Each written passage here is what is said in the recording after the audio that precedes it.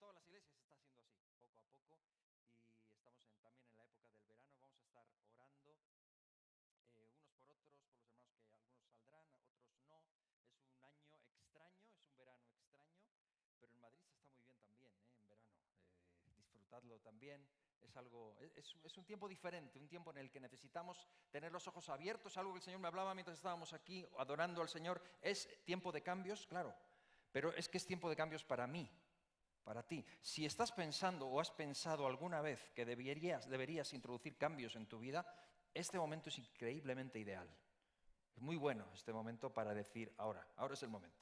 Entonces no lo dudes, este es el momento de verdaderamente hacer cosas distintas, introducir cambios en nuestra vida. Estamos en este año, nuestro lema era Casa de Dios, Puerta del Cielo, era y es, sigue siendo. Hablamos de la iglesia, es lo que estamos compartiendo, y nos ha sorprendido toda esta cuestión del coronavirus, pero hoy vamos a continuar. Es una alegría muy grande, hermanos, de poder estar aquí, y yo quisiera continuar hablando un poco también de la iglesia para todos los que estáis aquí, los que os vais uniendo al culto presencial, los que nos veis desde casa también, continuar hablando de la iglesia. ¿Qué es lo que hace que una iglesia sea buena o sea mala? Quisiera que pudiéramos hablar de esto y que lo tomemos para nosotros mismos con esa mira de qué cambios necesito yo introducir en mi vida, qué cambios necesitamos también en nuestra iglesia, o cómo podemos hacerlo. Dicho de otra forma, ¿qué es lo que debería realmente hacer una iglesia y qué debería no hacer? Y si le preguntas esto a 10 personas distintas, vas a obtener 10 respuestas diferentes, porque cada uno tiene su idea de lo que debería ser y lo que no debería ser. Hay muchas cosas que una iglesia buena debería estar haciendo, y como somos un grupo de personas del género humano que falla, probablemente hay muchas cosas que debería la iglesia estar haciendo y que no está haciendo, y que hay que corregir y que hay que cambiar, etc. Una iglesia creciente debería cuestionarse sus prioridades. Una iglesia menguante también debería cuestionárselas. Una iglesia que está estancada debería cuestionarse sus prioridades. Deberíamos cuestionarnos nuestras prioridades. Y este es el tiempo de introducir cambios en nuestras vidas, en nuestras familias, como individuos, como iglesia también. Y cuando vamos a la Biblia, en Hechos 2, vemos un cuadro de la iglesia primitiva. Después de lo que... Por eso yo he titulado este mensaje hoy La muestra original, porque creo que tenemos que mirar al original. El original siempre es lo más cercano a lo genuino, ¿no? Al proyecto. Luego las copias pueden derivar o pueden no ser tan fieles al original. Pero la muestra original la encontramos en Hechos 2, de una iglesia realmente como estaba en el corazón de Jesús. Y es una iglesia muy característica. Jesús, los acontecimientos acababan de suceder, Jesús acababa de morir, acababa de ascender. 50 días, el Espíritu Santo acababa de descender sobre ellos. Pedro había tenido un sermón tremendo, habían sido añadidas 3.000 personas, y vemos el impacto del Espíritu Santo. Y lo siguiente que vemos en el capítulo 2 de Hechos es un cuadro, una instantánea, como para subirla a las redes, una instantánea de lo que era la iglesia en ese momento, cómo era. Y esa es la instantánea que me gustaría que viésemos hoy como la muestra original en Hechos, en el capítulo 2, versículos del 42 al 47. Esto es lo que quisiera leer. No sé si podemos verlo en la pantalla o no, pero si no, pues en vuestros dispositivos. Pongámonos en pie, por favor, para leer, como solemos hacer. Después oramos y vamos a meditar brevemente en esta palabra del Señor. Hechos de los Apóstoles, capítulo 2, desde el versículo 42 hasta el 47, leo estas palabras: y perseveraban en la doctrina de los apóstoles, en la comunión unos con otros, en el partimiento del pan y en las oraciones. ¿Todos lo tienen? Cuando no está aquí, ahora cuesta, ¿no? Hay que traer la Biblia. Versículo 43, y sobrevino temor a toda persona, y muchas maravillas y señales eran hechas por los apóstoles. Todos los que habían creído estaban juntos y tenían en común todas las cosas. Y vendían sus propiedades y sus bienes y los repartían a todos según la necesidad de cada uno. Y perseverando unánimes cada día en el templo y partiendo el pan en las casas, comían juntos con alegría y sencillez de corazón, alabando a Dios y teniendo favor con todo el pueblo. Y el Señor añadía cada día a la iglesia los que habían de ser salvos. Amén. Señor, gracias por tu palabra. La recibimos, la leemos, Señor, y meditamos en ella, y pedimos que al hacerlo nos hables, nos ayudes a ver la muestra original y ver realmente dónde estamos, dónde deberíamos estar y qué cosas podemos aprender en esta mañana. Que las tomemos y las interioricemos, Señor, como iglesia, también como individuos, como familias. Ayúdanos, háblanos, Señor, glorifícate, unge mis labios, unge nuestros oídos, nuestros corazones, para recibir de ti, Señor, y que seas tú obrando en nosotros, que tu propósito se cumpla para todos nosotros en esta mañana, en este momento. En el nombre de Jesús lo pedimos. Amén. Amén. Tomen asiento, hermanos. Quiero meditar brevemente en este pasaje de la Biblia y de este cuadro, esta instantánea de la iglesia primitiva. Después vamos a participar, como hemos dicho, de la Santa Cena, siguiendo las instrucciones de los hermanos de recepción y acomodo. Y al final del culto, un breve mensaje para los miembros, muy, muy breves. Nada más les pido que se queden mientras los demás de forma ordenada pueden ir saliendo y nos esperan fuera. Amén. Este pasaje que hemos leído lo podemos leer de varias formas. Yo quisiera simplemente destacar 4 cosas que veo en este pasaje, 4 cosas que sucedían en esta iglesia y que la hacían tan fabulosa. 4 cosas que pasaban y que la hacían tan extraordinaria, tan sobresaliente. Y de las 4, vamos a ver que 3 las hicieron ellos y 1 la hizo Dios. 4 cositas nada más y quiero, antes de observarlo, quiero hacer énfasis en esto especialmente. 3 las hacían ellos, 1 la hacía Dios. Y nunca confundieron esto, nunca se dedicaron a hacer lo que Dios tenía que hacer, descuidando lo que ellos tenían que hacer. Y es simple, así de simple y así de complicado. Es lo que quiero ver, ¿no? Y tampoco al revés, tampoco dijeron, bueno, ya el Señor hará aquí lo que tenían que hacer ellos. No. Había una parte que ellos tenían que hacer. Y había una parte que Dios tenía que hacer. Y tenían muy claro esto y nunca lo confundieron.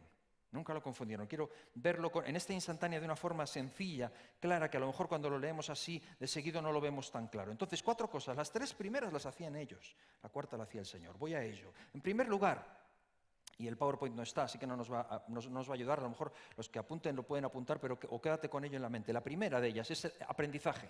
Aprendizaje. Dice el versículo 42, es lo primero que nos muestra Lucas de esta iglesia. Perseveraban ellos perseveraban en la doctrina de los apóstoles. Es decir, aprendizaje. No solo enseñanza, sino aprendizaje. Me gusta que la Biblia no dice, hay gente que dice, en mi iglesia hay buena enseñanza. Sería mejor que se dijera hay buen aprendizaje. No se dice que los apóstoles perseveraban en la enseñanza, se dice que ellos perseveraban en la doctrina de los apóstoles. Había aprendizaje en la doctrina, la didaché, en griego didaché o didaché, de donde viene didáctico, era la enseñanza, el aprendizaje. Y eso es y debería ser una seña de identidad de cualquier miembro de una iglesia sana, de un discípulo. Un carácter de aprendiz, una idea y un enfoque de discípulo. Todos los que conocen a Jesucristo comienzan un periodo y un caminar y una jornada de aprendizaje de Jesús, de conocerle a Él, una jornada que dura toda la vida. Aprendiendo y aprendiendo, no se acaba nunca. Todo miembro de una iglesia sana es un aprendiz. Ellos perseveraban en esto, era una de las prioridades fundamentales. No es algo que hacía Dios, lo hacían ellos. Ellos tenían que poner el esfuerzo. Y luego dice, los apóstoles eran los comisionados en dar esa enseñanza. Y ellos en perseverar en ese aprendizaje, en esa doctrina. Y luego se dice en el versículo 43 que Dios hacía Dios cosas maravillosas por mano de los apóstoles. Esas las hacía Dios y es fantástico. Había señales tremendas que además en el Nuevo Testamento vemos que es parte de la vida de la iglesia y que los apóstoles tenían una autoridad especial para hacer señales y prodigios. Era la señal, en 2 Corintios, Pablo dice, entre vosotros se han hecho las señales de los apóstoles. Yo creo en las señales y los prodigios, yo no soy secesionista, como se dice, que ya las señales y prodigios pasaron y ya no son para hoy. No, yo creo que sí son para hoy, que podemos ver y veremos y vemos la mano de Dios con señales y con maravillas y con prodigios, pero los apóstoles tenían una señal algo especial, una autoridad especial que corroboraba lo que decían y se veía. Dios los respaldaba de esta forma como apóstoles de Jesús. Igual que Jesús en Juan 2 vemos que las señales que él hacía eran señales de que él era el Hijo de Dios, el enviado. Por lo tanto, las señales son algo maravilloso, pero son algo que Dios hace. No deberíamos preocuparnos demasiado, hago este paréntesis, No deberías preocuparte demasiado por el tema de las señales. Al fin y al cabo es algo que Dios hace y respalda a sus hijos. Pero no deberías preocuparte demasiado por ausencia de señales en momentos determinados o en etapas determinadas, porque Dios lo hace como quiere y cuando quiere. No debería preocupar, de hecho, eso fue lo que le pasó a Simón el mago, que veía las señales y veía cosas maravillosas y quería comprarlo, y se equivocó de plano. Y los judíos, en más de una ocasión, cuando le pedían señal a Jesús, Jesús no se la concedió. Dijo, no será dada señal. La generación perversa demanda señal. No debería preocuparnos tanto esa cuestión. Lo que debería preocuparnos es perseverar en la enseñanza, en la maravillosa palabra de Dios. Eso es lo que debería preocuparnos, porque eso es lo que nos distingue y nos da una identidad de iglesia sana. No la parafernalia de cosas extraordinarias que sucedan, que pueden o no pueden suceder.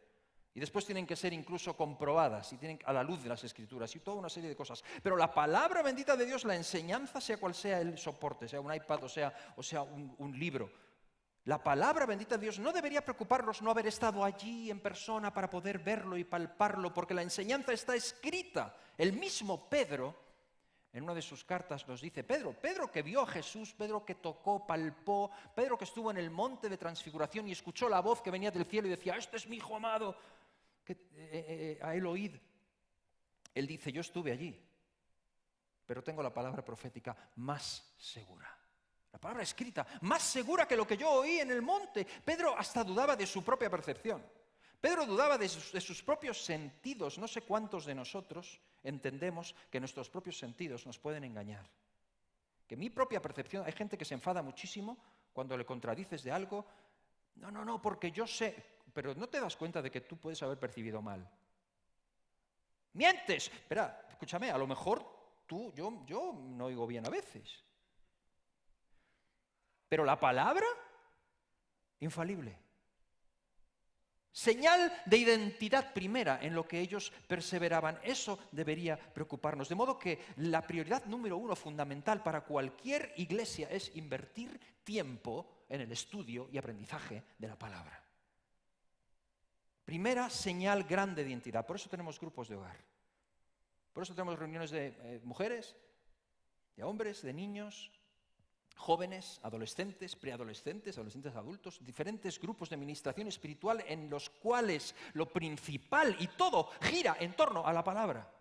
Es el motivo por el cual nos reunimos. Hasta si hacemos una excursión o hasta si hacemos algo, una comida fraternal, hay un momento de recogimiento y algunos dicen, es una excursión, ¿por qué tenemos que hacer un culto? Escúchame, si es que, cuidado, porque si nos vamos, lo que nos une es la palabra de Dios, si la quitamos del medio, resulta que son otro tipo de cosas las que empiezan a unirnos y empezamos a desviarnos. Lo que nos une es la palabra de Dios, cada uno aquí de su madre y de su padre, cada uno de una familia diferente, de su cultura, hay muchas cosas que nos separan y nos hacen diferentes. Hay uno que nos une, es el Señor Jesucristo y su palabra. Su Espíritu Santo nos ha hecho uno y alrededor de eso rotamos, alrededor de Él gravitamos, es su palabra lo que nos une y si nos apartamos corremos el riesgo de desviarnos a otras cosas, hay que conocerla, por eso tenemos una escuela bíblica. Escuela bíblica intermedia como para formación para aquellos que quieren servir más al Señor. Escuela bíblica básica que la tenemos todos los miércoles, la hemos seguido teniendo, ahora está en el verano detenida, en septiembre comienza otra vez, en la que estudiamos. ¿Qué estudiamos? ¿Qué se estudia en la escuela bíblica básica? ¿Sabes lo que se estudia? La palabra. 1 Corintios, Efesios, Amós, Apocalipsis. La palabra. Porque de lo que se trata, no, pero es que yo quiero saber un poco de... No, pero es la palabra, bien, hay muchas cosas que se pueden aprender y que son buenas y podemos hablar de ellas. Y es bueno, a veces predicamos de forma temática y es importante que la iglesia hable de cosas, del coronavirus. Pues claro que hay que hablar de ello. Pues ¿cómo no vas a hablar de ello? Aquí estamos todos con mascarilla. ¿Cómo no vas a hablar y si hay una crisis tremenda, si hay una guerra? O si hay, ¿cómo no vamos a dar respuestas y buscar lo que la palabra de Dios dice? Sí, pero la palabra...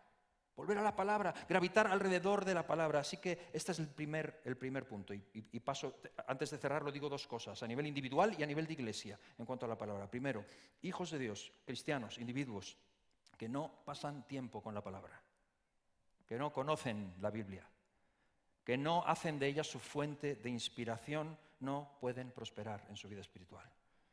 Irás para adelante por emociones, por empujones, por cuestiones, pero no por... Tienes que conocer la palabra. Me encanta, esta semana alguien me decía, oye, explícame esto de la predestinación en Efesios 1. Me encanta. Vamos a meternos en berenjenales, vamos a mirar lo que dice la palabra. Claro que sí. La palabra, gravitamos en torno a ello. Y como iglesia, segundo comentario en cuanto a este punto, y paso al siguiente, como iglesia, si en tu iglesia no se está predicando la palabra, ojo, necesitas tomar una decisión. Porque a veces, desde los púlpitos, y muchas veces pasa como en los programas de televisión, o hay que rellenar. Y claro que tenemos que hablar de muchas cosas, pero cuidado que dejemos de gravitar en torno a la palabra de Dios. Estoy tratando de hablar de la muestra original, lo que vemos en Hechos. Segundo punto, después de la enseñanza, la palabra o el aprendizaje, el segundo punto es la comunión. Ya está el PowerPoint ahí, ¿no? Ya nos está ayudando. El segundo es la comunión. La comunión. Otra vez, el versículo 42 dice, perseveraban, después de decir que perseveraban en la doctrina, dice que perseveraban en la comunión unos con otros. Perseveraban en el partimiento del pan. O sea que el primer punto de la perseverancia en la doctrina es seguido directamente por la perseverancia en la comunión. El compromiso con la palabra les llevaba a un compromiso con ellos mismos. No te debería sorprender la secuencia, porque cuando tú te metes en la palabra nos guía los unos a los otros. Es automático. En la instantánea, el segundo punto que vemos que no son cosas que hace Dios, son cosas que tenemos que hacer nosotros. Perseveraban ellos en la enseñanza, en el aprendizaje, en la comunión. Y no debería sorprendernos. Y una iglesia que se aparta gradualmente de la comunión unos con otros, una iglesia en la que el compañerismo empieza a ser algo superficial y casual, es una señal de que se está apartando de las señas de identidad de una iglesia auténtica, sana, de lo que debería hacer. Porque es consecuencia lógica. Y esto es algo de lo que tenemos que tener especial cuidado en este tiempo, sobre todo en la pandemia, cuando el rollo es muy individualista, muy yo, y yo. Y todo lo podemos hacer solos, con nuestras redes y metidos en casa, y si no necesitamos a nadie para muchísimas cosas, podemos ir adelante solos. Tenemos que cuidar y mantener. Es fácil malinterpretar la palabra compañerismo, la palabra comunión. En griego es koinonia, que significa más que compañerismo, es como camaradería, es como dos personas que hacen un negocio juntos. Tienen las mismas metas, los mismos ideales, van en el mismo barco, luchan por lo mismo, van en la misma dirección. De eso se trata, de ese tipo de unión. Y este compañerismo lo vemos aquí en el Nuevo Testamento también, en la iglesia primitiva, en un par de claves. Por ejemplo, el versículo 44, si lo podemos ver, y el versículo 46, varias cosas que vemos aquí. Por ejemplo, que dice todos los que habían creído estaban juntos y tenían en común todas las cosas, perseverando unánimes cada día en el templo y partiendo el pan en las casas, comían juntos con alegría y sencillez de corazón. Es decir, que este compañerismo se daba en sus vidas de manera natural. Después de mirar la palabra, estaban juntos y tenían una idea común, tenían una meta común, que no era otra que la gran comisión y el gran mandamiento, y se unían. Y hacían cosas que no eran muy espirituales, porque no estamos hablando de lo que pasaba en la iglesia, estamos hablando de lo que pasaba después. Comían juntos, partían el pan juntos. Claro, esto a algunos nos cuesta más, a otros menos. Hay gente que cocina muy bien y que se le da muy bien invitar gente. Hay otros que son más retraídos. Es normal, porque todos somos diferentes. A algunos les cuesta más las relaciones, a otros menos. Algunos tienen barbacoa en casa y les encanta usarlo como motivo, y otros como que les cuesta muchísimo o casi prefieren. Pero te digo, esto es importantísimo, sobre todo cuando tenemos hijos y familia. ¿Sabes? Cuando tus hijos crecen y empiezan a tener amistad, empiezan a tener cierto tipo de atractivo por aquí y por allá, la protección que significa tener una iglesia y tener amistades dentro, lo grande que es eso, la comunión unos con otros. ¿Sabes que la iglesia de Jesucristo, una de sus funciones es esa, el compañerismo y el estar juntos, el producir comunión unos con otros? Es una protección para nosotros y para nuestros hijos. Y señores, puede que nos cueste más, a algunos les cuesta más, a otros menos. A veces el trabajar en el compañerismo es incómodo, pero vale la pena. Vale la pena. Hay gente a la que solo dices, aguantar a este que te cuesta aguantar es tu hermano. Es tu hermana en Cristo, y Dios lo ha puesto en el cuerpo como parte necesaria para cada uno de nosotros, y tenemos que esforzarnos en ello. Es algo importante. Pasaban tiempo juntos. Piensa que era Pentecostés. Acababa de ser Pentecostés, que era como una especie de vacaciones, por lo tanto estaban en Jerusalén y más o menos a dónde iban, al templo. Pero es que esto siguió luego, porque luego volvían a su vida normal, tuvieron que volver y se acabaron las vacaciones y perseveraban en esto, en juntarse. Y luego dice otra cosa más. Otra, en el versículo 45, que ya tiene que ver, podemos ver el versículo 45, dice, vendían sus propiedades y sus bienes y los repartían a todos según las necesidades de cada uno. O sea que otra es que compartían posesiones. Evidentemente es otro tiempo y quiero aclarar, esto no significa que no tuvieran propiedad privada. Lucas en el mismo pasaje nos aclara que tenían sus propias casas y tenían sus posesiones, pero esta gente estaba más que dispuesta a compartir lo que tenían con los demás. Entonces, no estamos hablando de que para ser una iglesia como la iglesia tenemos que vivir ahora todos en comuna y hacer una cosa así. No estamos hablando de eso. Ellos también tenían su propiedad privada, etcétera, etcétera. Y es otra sociedad, es otro tiempo, pero no se trata aquí de un colectivismo forzado, sino de una generosidad radical que estaba en sus corazones. Y se manifestaba de manera que vendían propiedades, nadie tenía necesidad de nada. Nadie les obligaba tampoco a ello, fue algo que surgió de forma natural y es evidente que es más que la simple venta de baratijas y tal, sino que o sea, las propiedades es el equivalente a que alguien entregase sus ahorros. Yo quiero dar gracias a Dios, porque yo he visto eso y lo he visto en esta iglesia. He visto gente que entiende la iglesia. He visto gente pagarle vacaciones a una familia que no se las podría haber pagado y las necesitaba. Lo he visto. Y nadie les dijo que lo hicieran. He visto a algunos regalarle un coche a otros. Hay gente que puede hacer eso, hay gente que no puede. He visto a personas invertir, ofrecer su alojamiento, ofrecer ayuda, ropa. Y no significa que les sobrara, sino que lo hacían porque entendían que somos un cuerpo y que si el dedo sufre, todo el cuerpo sufre. Es una seña. Yo doy gracias a Dios por esta iglesia, hermanos. Y doy gracias al Señor, aprovecho, en el tiempo de la pandemia, hermanos y hermanas que han seguido ofrendando fielmente, vía banco, vía web, gracias a todos. No es un compromiso conmigo, es un compromiso con el Señor, con su iglesia. Es algo increíble, maravilloso, que sucede y que ellos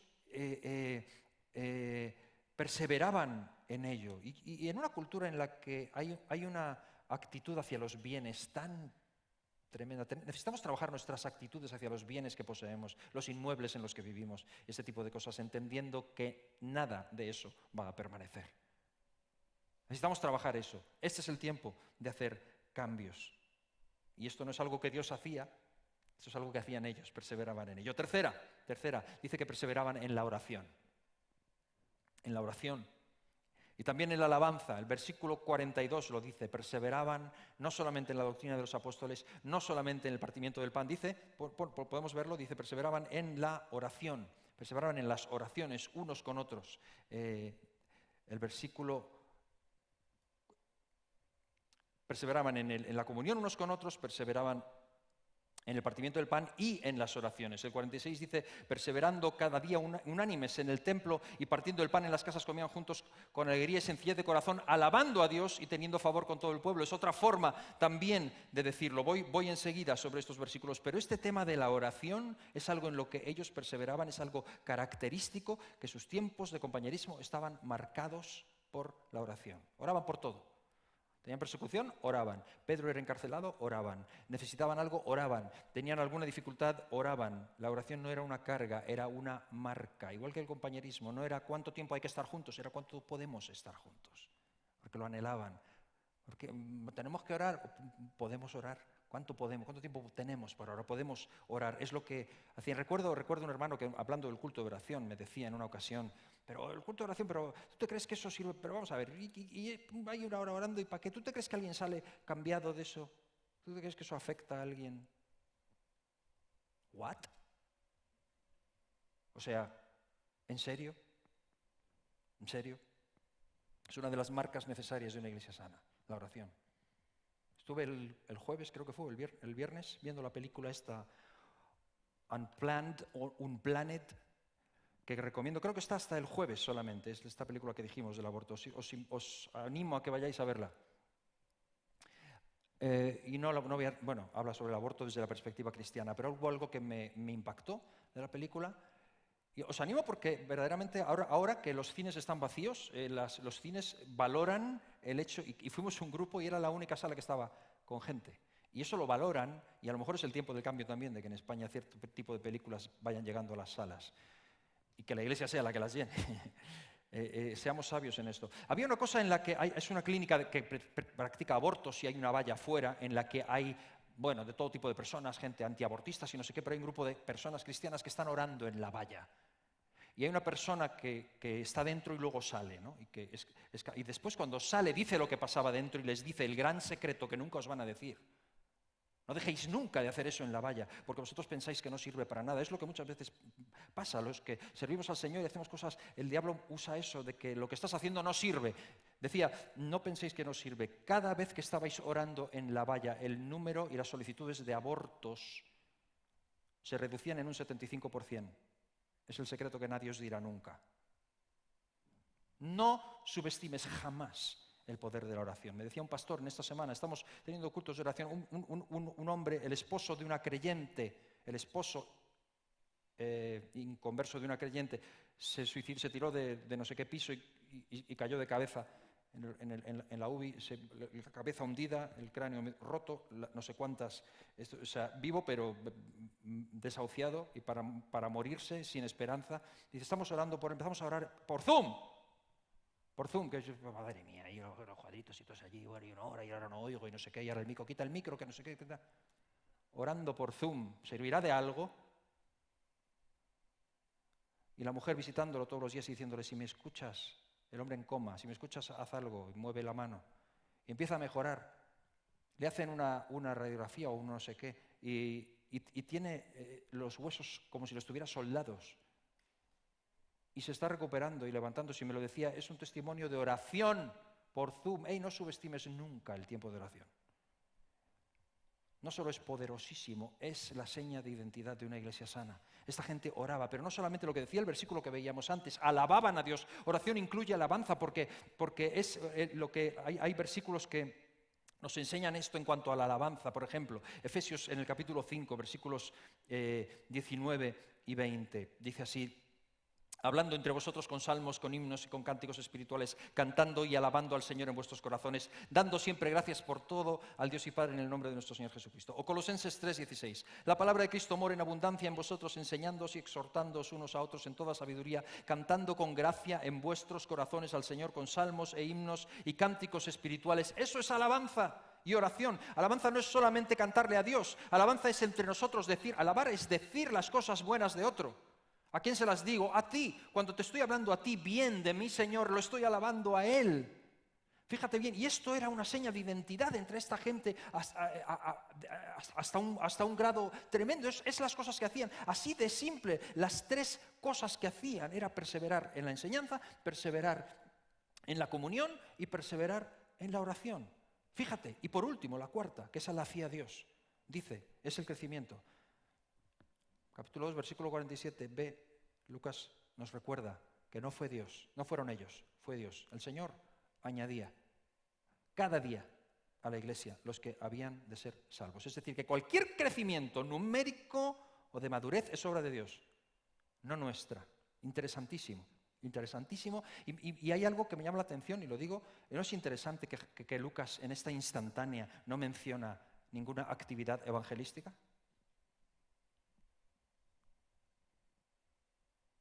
Está claro que hacían evangelismo, está implícito en los capítulos siguientes y que predicaban la palabra del Señor a los no creyentes, pero fíjate que no lo menciona, lo que menciona es que hacían estas tres cosas. Te lo digo, el éxito de aquella iglesia consistió en que supieron dedicarse a lo que se tenían que dedicar y dejar que Dios se dedicara a lo que Él se iba a dedicar.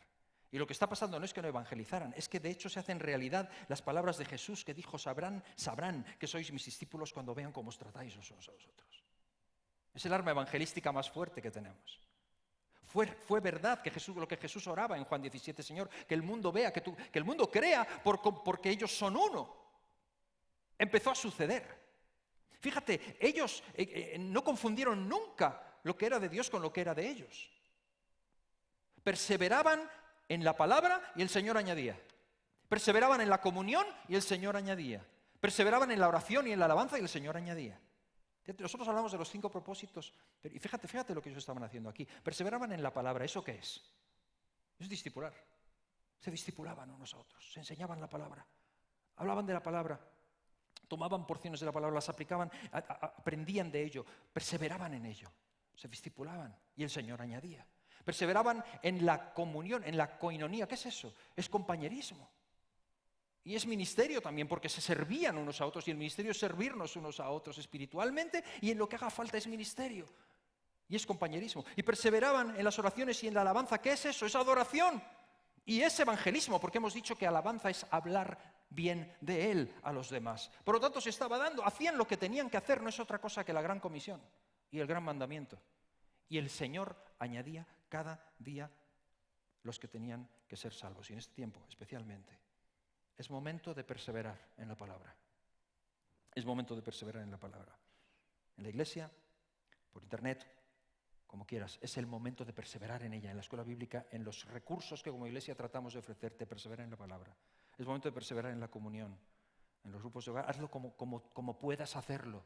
Respeta los tiempos y las normas, pero no dejes de estar en comunión, de practicar la koinonía, el compañerismo unos con otros. Es una seña de identidad de una iglesia sana. Conéctate con un grupo, haz iglesia, sirviéndonos los unos a los otros. Perseverar en las oraciones y en la alabanza, en orar, en estar juntos orando a Dios, en alabar a Dios, en hablar, en adorarle a Él, en hablar bien de Él a otros, en darle a Él la gloria con todo nuestro corazón. Eso es adoración y es evangelismo. Y Dios añade, Dios lo hace, Dios lo hace. Dios lo hace. Y de verdad, creo que uno de los problemas de la iglesia actual es estarse dedicando a lo que Dios se tiene que dedicar. Estar gastando tiempo y energía en tratar de a ver cómo añadimos. A ver cómo hacemos cosas para atraer a las personas. A ver cómo hacemos cosas para que a la gente le guste y para que de alguna manera tengamos algo que ofrecer en una sociedad de mercado en la que hay que ofrecer cosas que a la gente le guste. Y no es ese el ADN de la iglesia. El ADN de la iglesia es cumplir la gran comisión, el gran mandamiento, y el Señor se encarga de añadir los que han de ser salvos. Esa es nuestra identidad. Y termino y vamos a participar de la Santa Cena. Quiero terminar y aprovechando este momento, y lo vamos a hacer de manera diferente, porque así es el momento en que lo estamos viviendo, y voy a pedir a todos que sigan las instrucciones del grupo de recepción y acomodo. Pero como evangélicos, señas, hay dos de los 7 sacramentos que la Iglesia Católica habla. Nosotros mantenemos 2, que es el bautismo y la Santa Cena. Y quiero hacerlo como un cuadro de familia que somos. El bautismo es como la puerta de entrada de una casa. La puerta de entrada por la que alguien entra y empieza a formar parte de esa familia. Jesús ordenó a sus discípulos que sean bautizados. Id, haced discípulos a todas las naciones, bautizándolos en el nombre del Padre, del Hijo y del Espíritu Santo, enseñándoles que guarden todas las cosas que os he enseñado, y yo estoy con vosotros hasta el fin del mundo. Mateo 28. Es la puerta de entrada. La Santa Cena es como si dijéramos la comida familiar. Cuando perteneces a la familia y estás dentro, te sientas a la mesa y participas de ella. Y la gente, se le da diferentes nombres. Hay personas que lo llaman Eucaristía, que significa, ¿sabes que Eucaristía es una palabra griega que significa literalmente acción de gracias? No significa otra cosa. Eucaristía significa gracias. Gracias. Acción de gracias. Algunos lo llaman Santa Cena, enfatizando el hecho de que es santa. Algunos lo llaman la comunión, enfatizando que es algo que nos une. Algunos lo llaman la Cena del Señor, enfatizando que es algo que Jesucristo instauró. Pero lo llames como lo llames, es un momento importante. Ahora, más que nunca, se hace claro que es irrelevante a veces las pequeñeces, ¿no? Algunos lo hacen con pan de pita, otros con pan integral, otros con una oblea, otros con pan de molde, otros cortado de antemano, hoy con pinzas y no sé qué. Que si el vino, que si el mosto, que si... Escucha, es una seña de identidad que lo que hace es recordarnos, que es lo que hacemos ahora mismo. Recordar que Jesús murió por nosotros. Y nos lo hace recordar con cosas tan sencillas como el pan y el vino, que son cotidianas, indicando que necesitamos incorporar a Cristo en lo más cotidiano de nuestras vidas y participar de ello, y que esto nos hace uno. Es una forma de recordar el cuerpo roto y la sangre derramada de Jesús por nosotros. Es una forma de proclamar esa muerte hasta que Él venga. Es una comida maravillosa y evocadora que el Señor nos ha dejado y de la cual nos invita a participar. Y por eso no debe ser tomada a la ligera nunca. Por eso nuestra costumbre es invitar a aquellos que han pasado por las aguas del bautismo a que participen, sean de cualquier otra congregación, en comunión o nos visiten hoy. Participa de ello, sé parte de ello, sabiendo de lo que estamos participando. Y vamos a hacerlo. Voy a pedir que por favor alguien de los músicos se ponga al piano, pues vamos a hacerlo en oración. Y te digo, necesitas pertenecer. Antes de comenzar, mientras ellos se van preparando, necesitas pertenecer. En un tiempo como este, en el que hay tanta mentira. ¿Has visto ahora que se están derribando las estatuas? Todos los símbolos que algunos consideran amenazantes, los están derribando. Hoy, esta semana, yo no estoy aquí para posicionarme en cuestiones políticas o ideológicas, Dios me libre, Dios nos libre. Pero leía algo que me llamó la atención.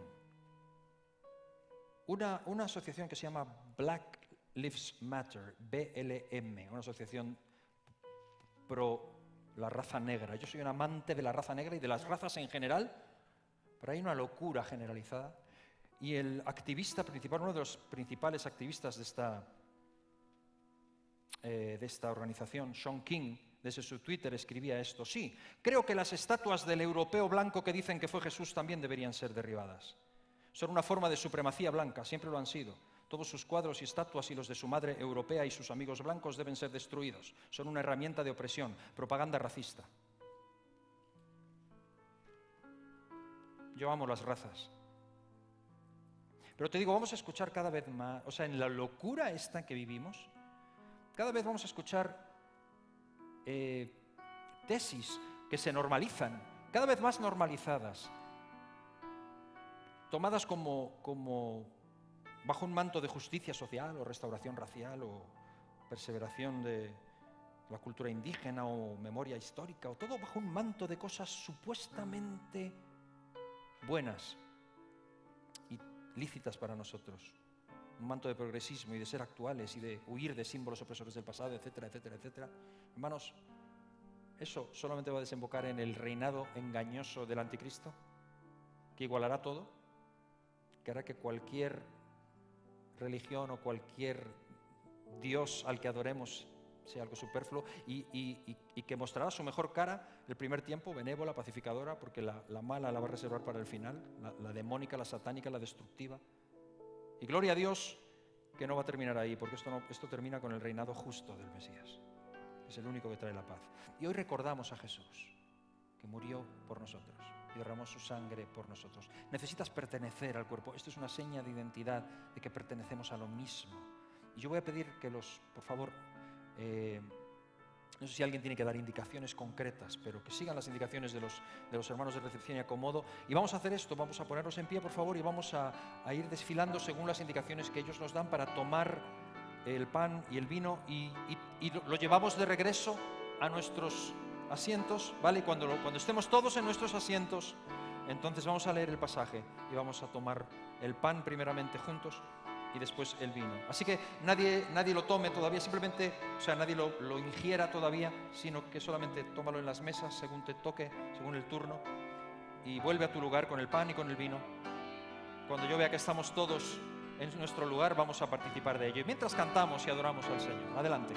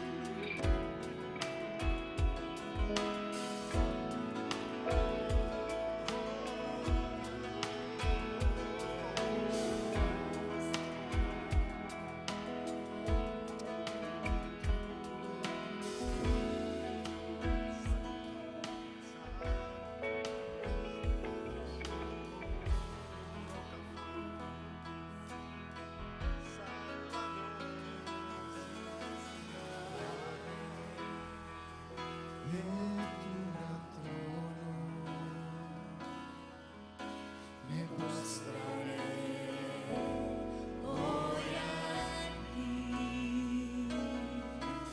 Tú reinas sobre principados, sentado a la diestra de Dios. Exáltate, oh gran Cordero, tú vives hoy y vivirás. Corónate con mi alabanza,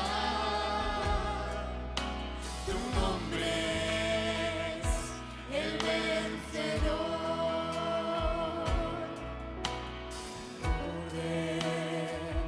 De tu gran trono me postraré hoy a ti. Tú reinas sobre principados, sentado a la diestra de Dios. Exáltate, oh gran Cordero,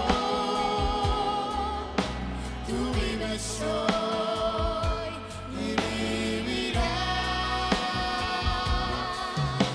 Corónate con mi alabanza, tu nombre es el vencedor. Amén. Vamos a continuar adorando al Señor y volvemos a cantar este corito enseguida. Solamente quiero decir, si hay alguien que sea celíaco, es en esta mesa a la que se tiene que dirigir, ¿ok? Si hay algún celíaco o celíaca entre nosotros, la mesa de mi derecha, de vuestra izquierda, ¿ok? Seguimos adorando al Señor al borde de tu gran trono. Amén. Borde de tu gran trono me postraré hoy a ti. Tú reinas sobre principados, sentado a la diestra de Dios.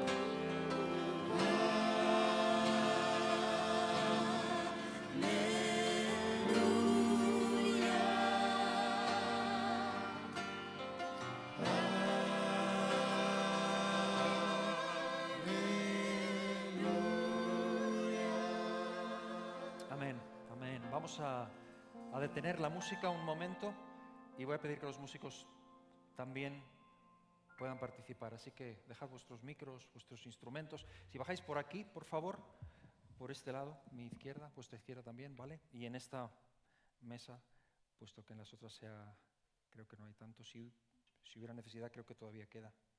Yo voy a tomar mi porción aquí, si puede ser, Conchi.